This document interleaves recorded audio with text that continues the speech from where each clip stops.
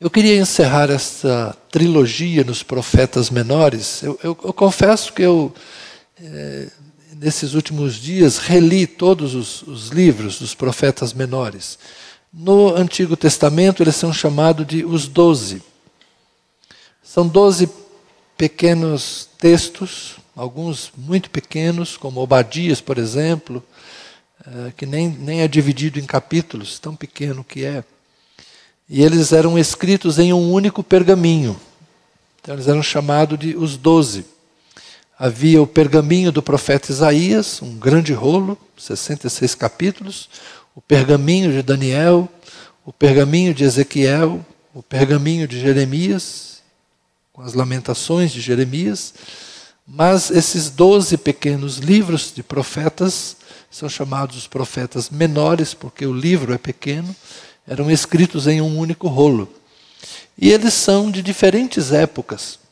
Mas os profetas, em geral, vão falar dos juízos de Deus sobre Israel, o Reino do Norte, alguns sobre Jerusalém, capital do Reino do Sul, alguns são do período pré-exílico assírio, outros do pré-exílio babilônico, outros são pós-exílicos, como Ageu, Zacarias e Malaquias. Então são livros muito diferentes entre si, em termos de cronologia. Cobrem talvez aí 200 anos de história, numa época em que as coisas mudavam muito rapidamente. Mas há algumas coisas em comum entre eles. Uma queixa de Deus sobre os pecados do seu povo. A reprimenda de Deus ao seu povo por causa da idolatria, por causa da injustiça. Há críticas ao latifúndio, há críticas à exploração dos pobres, há críticas ao abandono das viúvas, há críticas aos ídolos, ao culto aos deuses estranhos. Mas em quase todos eles há uma palavra de esperança. Há um juízo sobre as nações vizinhas em alguns desses livros, mas há uma mensagem de reconstrução para Israel. E eu confesso que fiquei pensando, qual deles eu trabalho agora com vocês. E a minha escolha tem a ver com aquilo que a gente pode associar a nós. Nem sempre é fácil aplicar um livro de um contexto muito específico daqueles dias para os nossos dias. Tem coisas que são deles, são profecias cumpridas, são profecias realizadas, e algumas a gente nem sabe se realmente consegue precisar isso aqui aconteceu, mas eu escolhi o texto do profeta Miqueias, que é um profeta contemporâneo de Isaías, é um profeta que também é messiânico, fala de Jesus, de certa forma, e tem um capítulo muito interessante, que é o capítulo 3. Eu queria começar por esse capítulo sobre o que é a corrosão de uma sociedade. Capítulo 3 do livro do profeta Miqueias. Vou dar uma chance lá para quem está lá na projeção achar, né? Profeta menor precisa de tempo. Aliás, quem estava lá não estava, o Mateus foi lá assumir o posto. Obrigado, Mateus. Miqueias, capítulo 3.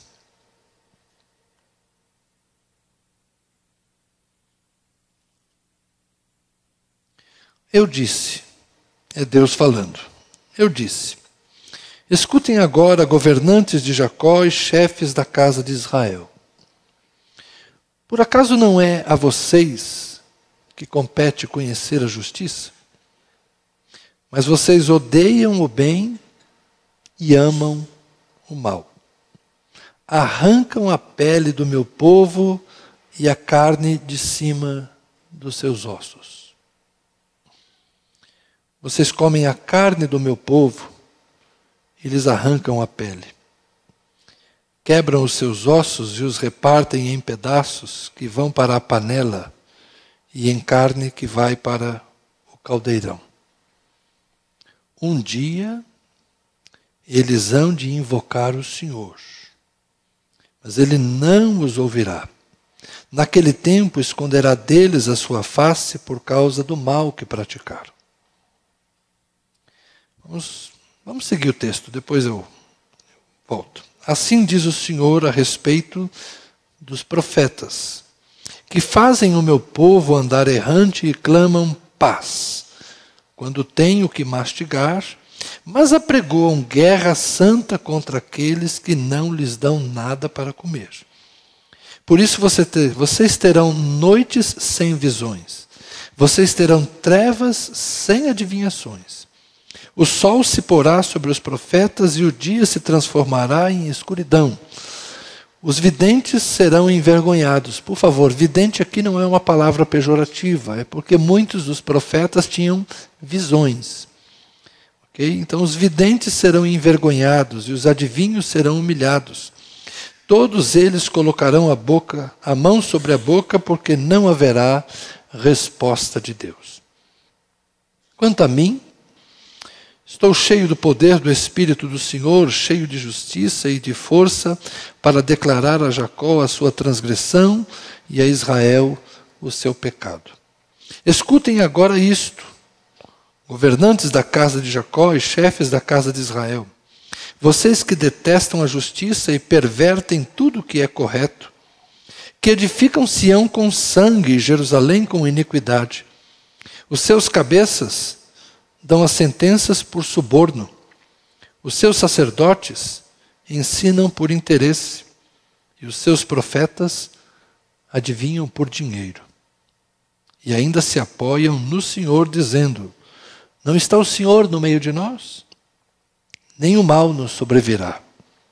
Portanto, por causa de vocês, Sião será lavrada como um campo e Jerusalém se tornará um montão de ruínas, e o monte do templo numa colina coberta de mato. Amém. Israel era para ser o luzeiro, para ser um testemunho às nações. Jerusalém era para ser a cidade do grande rei, a cidade santa. O templo era para ser a casa do Senhor, o marco geográfico onde as pessoas deveriam ir para terem o seu encontro com Deus. Mas por que todas estas coisas que, de certa forma, foram sendo construídas com a orientação de Deus, ou pelo menos com a bênção de Deus? O templo é algo discutível, não foi exatamente uma ideia de Deus, foi uma ideia de Davi, mas Deus acabou aquecendo, acabou concordando. Então, como é que estas coisas que foram feitas para servir a Deus se transformaram em algo totalmente desnecessário? Como Israel perdeu o seu brilho? Porque eles deixaram o Senhor. Oséias disse isso, né? Vocês me deixaram, vocês me abandonaram como uma esposa infiel. A gente conversou sobre isso há 15 dias atrás. Então a infidelidade crônica de Israel, o desejo de adorar os outros deuses, a mistura do culto idólatra com o culto a Yahvé, isso foi trazendo sobre Israel uma espécie de erosão da sua fé. É um processo. Se instala a idolatria. Por causa da idolatria, há uma ruptura da lei. A injustiça vai sendo praticada. Um injusto prospera. O outro acha que, já que está tudo bem, então eu também vou cometer injustiça. E o pecado vai ganhando volume, vai ganhando corpo e a coisa vai se deteriorando. E aqui nós temos nessa profecia de Miqueias uma crítica aos líderes. De certa forma, ele fala dos sacerdotes quando eles falam de arrancar a pele e o osso, repartir os pedaços de carne, o que vai para a panela, o que vai para o caldeirão, porque os sacerdotes eram aqueles que ministravam no altar. Então eles recebiam as ofertas, uma parte da oferta era queimada no culto a Deus, outra parte da oferta era dedicada aos sacerdotes. E não era raro algum profeta reclamar, dizendo: vocês sacerdotes estão metendo o garfo aí na parte boa e queimando para Deus a parte ruim. Então, de certa forma, o altar de Deus, que deveria ser, no culto deles, o lugar mais solene, o lugar mais santo, aquilo que a gente entrega a Deus, era visto como algo profanado. Um dos profetas disse: vocês trazem para mim os animais cegos, os animais coxos, os animais com defeito. E o que é bom fica para vocês. Isso está tão longe da nossa realidade, né? Um culto de sacrifício de animal. Para nós hoje é até estranho achar que Deus gostava disso. Se é que Ele gostava. Mas seja lá, era a forma como Deus era cultuado naquela época. Mas havia uma regra: se você vai oferecer algo a Deus, você oferece aquilo que te é melhor. Mas eles faziam o contrário. Sacrificavam para Deus o seu pior. Então, quando os sacerdotes se tornam levianos, o povo vai deixando de levar Deus a sério. E isso aconteceu com certa frequência, né? Tem os filhos de Arão, já no começo, período mosaico, os filhos de Arão profanam o altar com fogo estranho. Os filhos de Samuel, na época dos juízes ainda, eram negligentes. O povo chega para Samuel e fala: Samuel, você é 10, você é o cara, você é o profeta, mas os teus filhos não são iguais a você. Antes de Samuel, os filhos de Eli e o próprio Eli eram também levianos e profanos. Então, os sacerdotes, que deveriam ser a representação da santidade de Deus, porque o sacerdote se vestia de linho, usava uma tiara de ouro que estava escrito santidade ao Senhor, tinha um peitoral com pedras preciosas para representar as 12 tribos. Então eles eram os representantes de Deus na presença do povo e os representantes do povo na presença de Deus. Mas como eles se comportavam? De forma leviana, de forma negligente. Profanavam o altar de Deus. Ora, se os sacerdotes são assim, por que o povo seria melhor que os sacerdotes? Mas não só eles, os profetas. Os profetas também passaram a profetizar por dinheiro. Profetizar paz para aqueles que lhes davam o que mastigar, mas profetizar guerra para quem não lhes dava o que comer. Ou seja, o recado de Deus depende do que você faz, não por Deus, mas por aquilo que você faz pelo profeta. Eles não eram mais como Eliseu. Eliseu era um homem temente a Deus, que passava sempre por uma vila, e uma mulher disse para o seu marido: este homem é um homem de Deus. Vamos fazer aqui na nossa casa, na parte superior, um quarto, colocar lá uma cama, uma mesa, uma cadeira e uma lamparina. E quando este homem de Deus passar por aqui, nós o hospedamos em nossa casa. Um dia Eliseu perguntou para essa mulher, percebeu, aliás, perguntou não. Eliseu percebeu que aquela mulher não tinha filhos e orou para que ela tivesse um filho.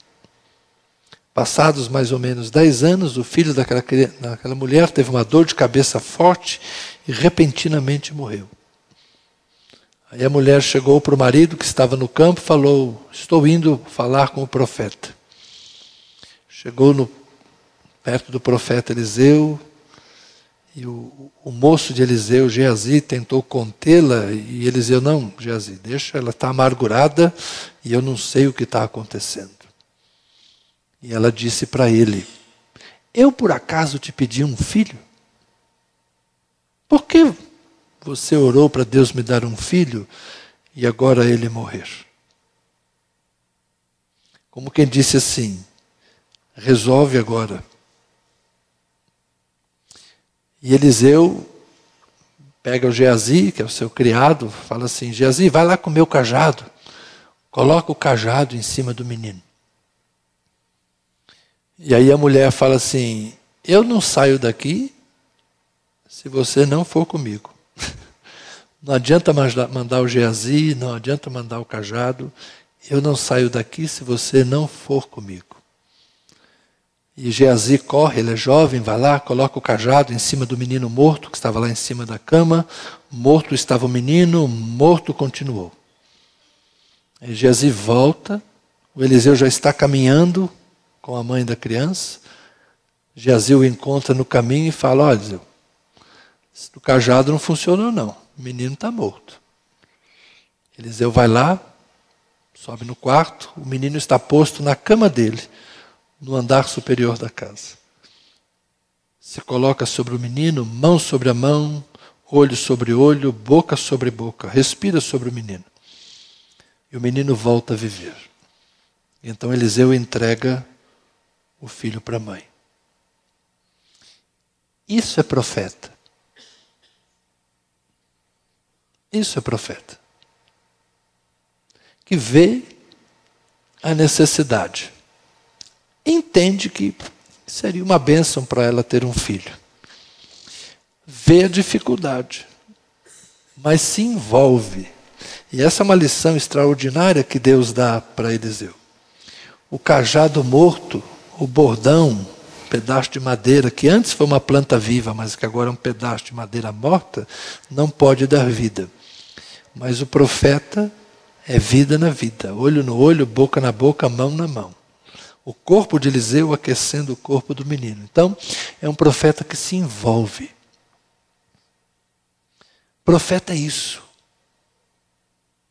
Profeta é alguém que tem unção de Deus, é alguém que tem poder, é alguém que tem graça de Deus. Não é alguém que vende profecia de acordo com o interesse de quem, o interesse de si mesmo, não é? Quantas vezes eu já vi gente enganada por profetas desse tipo? Gente que atende em domicílio nessas reuniões caseiras. E para aqueles que lhes dão ofertas, sempre tem uma palavra de bênção. Sempre tem uma palavra boa. Deus vai fazer a obra. Mas vocês já entenderam o recado. Cuidado a quem vocês ouvem. Porque não é de hoje que há quem profetize paz e prosperidade para quem lhe dá alguma coisa. Mas Israel vivia nos dias de Miqueias uma crise com os falsos profetas. Por isso que Miqueias diz de si mesmo: quanto a mim, eu estou cheio do poder do Espírito do Senhor, cheio de justiça e de força para declarar a Jacó a sua transgressão e a Israel o seu pecado. Um verdadeiro profeta naqueles dias não tinha que dizer paz. Naqueles dias, o verdadeiro profeta tinha que denunciar a transgressão e o pecado. E por fim, a crise que estava nos sacerdotes, estava nos profetas interesseiros, estava também nos governantes que pervertiam a justiça por suborno. Ou seja, corrupção. Os chefes daqueles dias eram os anciãos, eram os mais velhos, eram os chamados príncipes. Isso nas cidades pequenas, e em Jerusalém era o próprio rei. Ou seja, quem é que ganha a causa? Quem paga mais. Quem paga mais leva a causa. As coisas parecem não ter mudado muito hoje em dia. Vejam que as estruturas de poder de uma sociedade continuam as mesmas. É o poder religioso, são os profetas, né, e os sacerdotes, é o poder religioso, e o poder político, a força que às vezes se estabelece por meio da força militar, outras vezes até mesmo num governo democrático, mas nem por isso. Tem gente que veio da Venezuela nesses dias, né, dizendo como está difícil sair da Venezuela, passar por 4 revistas no aeroporto. Né? É difícil você estar numa ditadura militar, não importa se seja de direita ou seja de esquerda. É difícil você estar num ambiente como esse, mas é difícil também estar numa democracia corrupta. É muito difícil. Então as sociedades contemporâneas não são tão diferentes do Israel daqueles dias. E a função do profeta é denunciar o pecado, é denunciar a transgressão. E não buscar dinheiro, não buscar o favor. E eu creio que nós devemos, como igreja, assumir exatamente essa postura de procurarmos agir como os profetas de Deus. Não podemos nos contaminar como sacerdotes daqueles dias. Usar a religião em benefício próprio. Não podemos mercadejar a palavra de Deus. Irmãos, tem coisas hoje que nos causam estranheza, embora não sejam novas, não é? Eu diria que é uma roupa nova de um produto velho. Mudaram a embalagem, mas o produto é o mesmo. Tem certas coisas que as pessoas estão seguindo que, sem dúvida, não vai dar certo. Pregadores de paz em tempo de pecado. Não dá. Não dá para passar a mão na cabeça de pecador dizendo está tudo certo, a sua oferta foi generosa. Não. Pecado é pecado, a gente tem que enfrentar o pecado com arrependimento. Corrupção é corrupção, nós temos que denunciar a corrupção, não importa quem a pratique. Nós temos que nos posicionar a favor da justiça.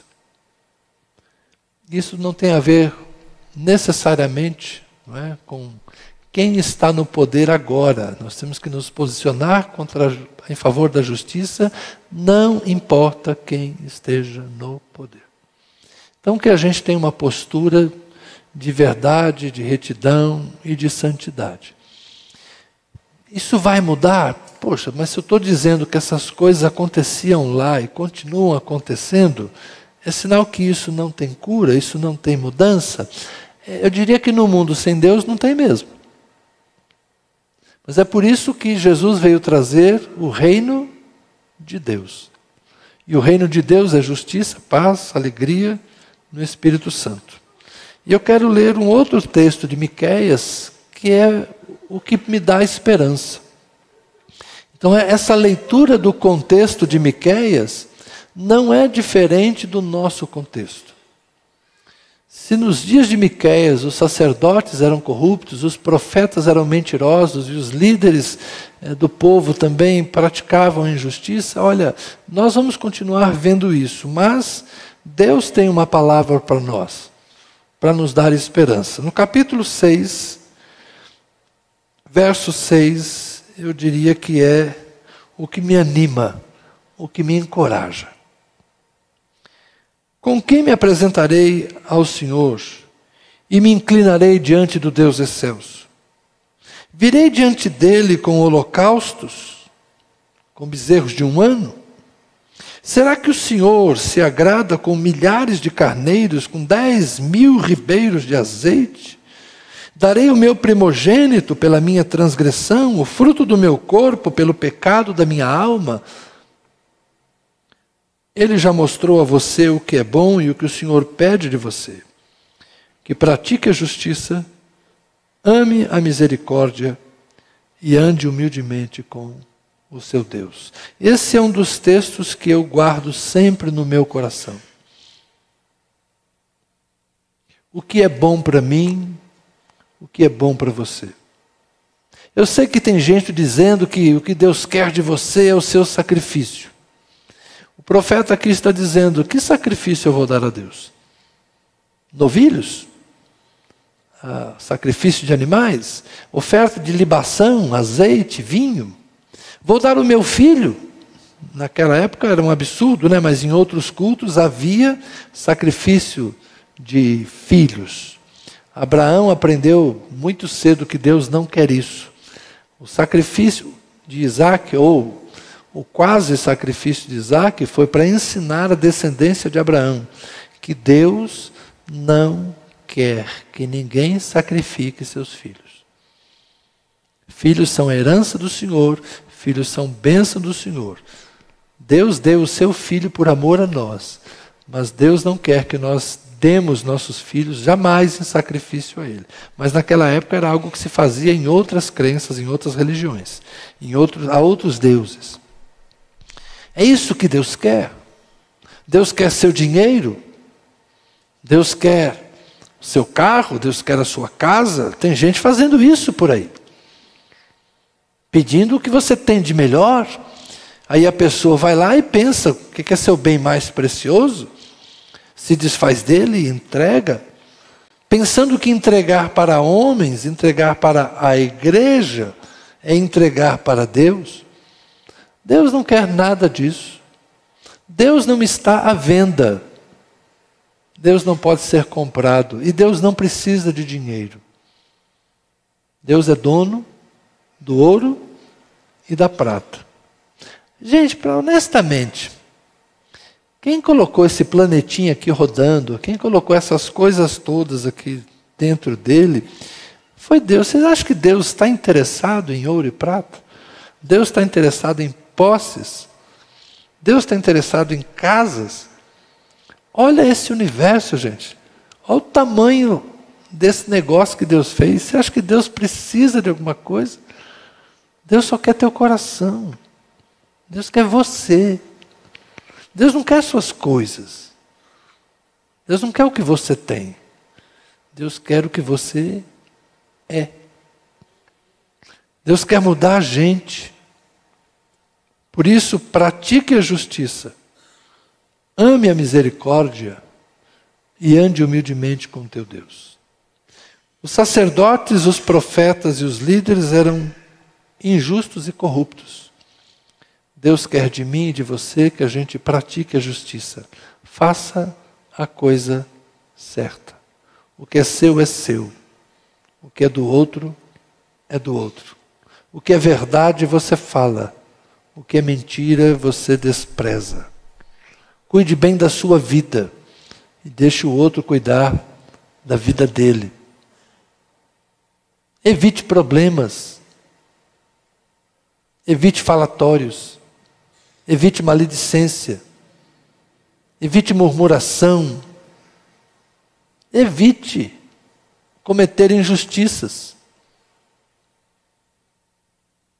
Nós, às vezes, fazemos coisas desnecessárias, nos metemos em questões que não são nossas. Falamos inverdades de coisas que nós nem conhecemos direito. Propagamos engano. Fofocamos, maldizemos. A gente sabe que não deve fazer estas coisas. A injustiça não está só nos tribunais. A injustiça muitas vezes está na forma como tratamos nossos filhos, nosso cônjuge, nossos pais. Não pratique a injustiça, ao contrário. Pratique a justiça. Ame a misericórdia. Meus irmãos, nós precisamos de mais compaixão, de mais misericórdia. É muito fácil condenar alguém de quem a gente não conhece a história. É muito fácil julgar alguém que a gente nem parou para ouvir. Quantas vezes nós emitimos julgamentos sobre pessoas que nós nem sabemos o nome direito. Não sabemos por que ele está se comportando dessa ou daquela forma. A misericórdia é que nos ajuda a não cometermos a injustiça. Quando a gente é solidário, quando a gente é fraterno, quando a gente é compassivo, quando a gente é paciente, quando a gente é compreensivo com os filhos dos outros, assim como a gente tenta ser compreensivo com os nossos próprios filhos. Hoje a gente está vendo cada briga tola, porque as pessoas não se escutam, porque as pessoas não se enxergam e não conseguem enxergar o outro. Esse mundo violento só vai ser revertido, de alguma forma, esse quadro, se nós tivermos um pouco mais de compaixão, um pouco mais de empatia, um pouco mais de misericórdia. E, por fim, andar humildemente com Deus. os homens, os seres humanos, não é? Colocar todo mundo no mesmo balaio aqui, homens e mulheres. Os seres humanos estão ficando cada vez mais autossuficientes e vaidosos. O apóstolo Paulo disse que o conhecimento produz orgulho, mas o amor edifica. Quanto mais nós crescemos como sociedade, quanto mais nós evoluímos em tecnologia, quanto mais nós crescemos em conhecimento, a gente parece que vai dizendo: Deus, nós não precisamos do Senhor.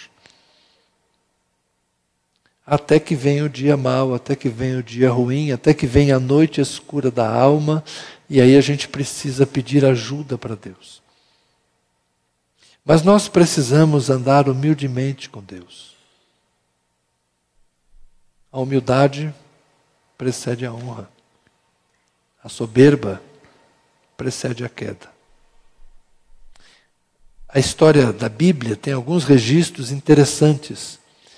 Um rei babilônio, Nabucodonosor, na época o grande império, Jardins Suspensos da Babilônia, uma das 7 maravilhas do mundo antigo. Ele havia recebido uma palavra de Deus, um sonho. E neste sonho, o profeta Daniel fala para ele: Rei, baixa a tua bola. O Eterno está te avisando. Essa árvore cortada. Presta atenção no que Deus está te avisando. E Nabucodonosor continuou na sua arrogância, e um dia ele estava admirando a sua riqueza, a sua grandeza, e o texto diz que o seu juízo lhe faltou. E ele ficou louco, passou a se comportar como se fosse um animal, e passou a andar de 4 e comer capim. Durante um tempo ele esteve assim, insano, louco, até que lhe voltou o juízo. E quando lhe volta o juízo, final do capítulo 4 do profeta Daniel, ele diz: eu louvo e exalto o Deus do céu, porque ele levanta a quem quer e ele abate a quem quer.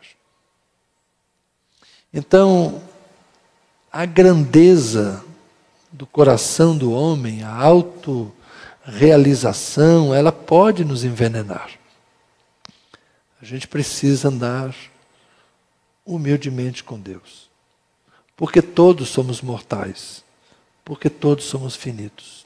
Então, irmãos, olhando os profetas menores, se um dia você tiver o cuidado e a dedicação de ler esses textos, você verá como Deus sempre nos avisa que Ele quer o nosso bem, que Ele julga a terra, que Ele vê o que acontece, e Ele toma a causa do aflito, Ele toma a causa do órfão, Ele toma a causa da viúva, Ele toma a causa do oprimido, mas Ele não tem por inocente o culpado.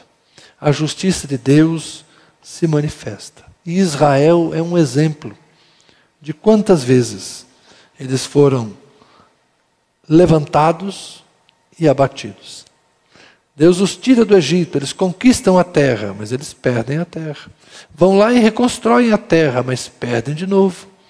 E vão lá e refazem o templo, Deus derruba de novo. Então não subestime. O Eterno tem o tempo todo para trabalhar com a gente. Na sua curta existência, aprenda a praticar a justiça, ame a misericórdia e seja mais humilde na presença de Deus. Isso vai ser bom para mim e para você. Deus está vendo tudo o que acontece. Se Ele é longânimo, se Ele é paciente, não significa que Ele é fraco, nem que Ele é injusto. Um dia, Deus fará justiça sobre toda a terra. E como está escrito, todo joelho se dobrará diante dele. Um dia todos comparecerão, grandes e pequenos, comparecerão na presença do Senhor. E todos haveremos de dar contas, não só das nossas obras, mas como Jesus disse, das palavras frívolas, das palavras impensadas que nós falamos. Vamos orar. Senhor, há um Deus nos céus. O Senhor sempre esteve aí. Antes que houvesse céu, antes que houvesse águas e a porção seca se separasse das águas, o Senhor já era. O Senhor já estava e o Senhor já conhecia o que faria. Nós estamos aqui, Senhor, diante de um Deus que é eterno. E somos tão pequenos, somos tão passageiros. Queremos compreender todas as coisas, queremos decidir tantas coisas, queremos emitir julgamentos. Arvoramo-nos, Senhor, em ter conhecimento, em dizer o que é justo, o que é injusto, o que é certo, o que é errado. Ah, Senhor, quantas vezes nós vamos tentar construir esse mundo em que o Senhor fique de fora. Mas assim como Israel fracassava nesses projetos, assim como Jerusalém sem Deus não é nada demais, é um monte de entulhos, assim a tua igreja, Senhor. Se o Senhor não estiver conosco, se o Senhor não nos guiar nos nossos projetos e planos, assim a nossa casa, Senhor, se o Senhor não a estabelecer, assim o nosso casamento, se o Senhor não nos fortalecer, assim na nossa paternidade, na nossa maternidade, se o Senhor não nos ajudar, na nossa vida espiritual, Senhor, tão pessoal, se o Senhor não habitar no nosso coração, o que nós seremos se o Senhor não estiver conosco? Por isso, ó Deus, nós oramos nesses dias confusos, em que sacerdotes, profetas e autoridades parecem ignorar quem é o Senhor que fez os céus e a terra. Em que tantas religiões, Senhor, falam de Deus sem que o Senhor esteja falando por si mesmo. Mas nós queremos pedir que na tua bondade, que na tua misericórdia, o Senhor ande conosco. Que nós sejamos humildes para dizer que precisamos da revelação do céu. Precisamos ouvir a tua voz, Senhor. Precisamos que os profetas de Deus falem no meio de nós. Sejam eles homens ou mulheres, sejam jovens ou velhos, até mesmo crianças, Senhor. Que a palavra de Deus habite no meio de nós. Precisamos de sacerdotes que sejam de fato intercessores e que se coloquem na presença de Deus em santidade e temor. Precisamos de governantes, Senhor, que tenham bom senso e que tenham humildade, que eles não pensem que não há Deus no céu, a quem não prestarão contas. Nós precisamos de homens e mulheres que reconheçam que toda autoridade humana é transitória e passageira. Precisamos de autoridades, Senhor, que sejam tementes a Deus, não necessariamente da nossa igreja, mas gente que tema a Deus, gente que respeite o ser humano, gente que tenha princípios, que tenha valores, gente séria, gente sóbria, gente piedosa no seu coração, ó Deus, comprometida com a verdade. Nós clamamos por justiça na nossa nação, Senhor. Nós clamamos por paz na nossa nação. Mas a começar pela igreja. Que a igreja seja um lugar de justiça. Que a igreja seja um lugar de paz. Que a igreja seja um exemplo de sociedade que se organiza no temor do Senhor. Que entre nós, Senhor, haja justiça. Que entre nós haja misericórdia. Que entre nós haja humildade. Para que nós sirvamos de luzeiro, de farol, para esse mundo que precisa te conhecer. E que nós sejamos esse instrumento a quem o Senhor vai usar para se revelar. Abençoa-nos, Senhor. Abençoa as nossas casas, as nossas famílias, o nosso relacionamento pessoal. Abençoa a nossa vida financeira, Senhor. Que nenhum de nós lance mão daquilo que não nos pertence, mas que sejamos honestos nas pequenas, para que possamos ser colocados sobre as grandes coisas. Que sejamos fiéis, ó Deus, em quaisquer situações, para que possamos sempre andar de cabeça erguida. Que possamos cantar como Abacuque, ainda que a figueira não floresça, ainda que a vide não dê seu fruto, ainda que não haja ovelhas nos currais ou gado no pasto, eu confiarei no Senhor. Eu exultarei no Deus da minha salvação e andarei de cabeça erguida entre os filhos dos homens. E assim sejamos nós, Senhor, gente de fé, confiança, esperança, lealdade, amor. Amém. Amém. Deus te abençoe e que você tenha uma semana em que pratique a justiça, ame a misericórdia e ande com Deus todos os dias. Amém.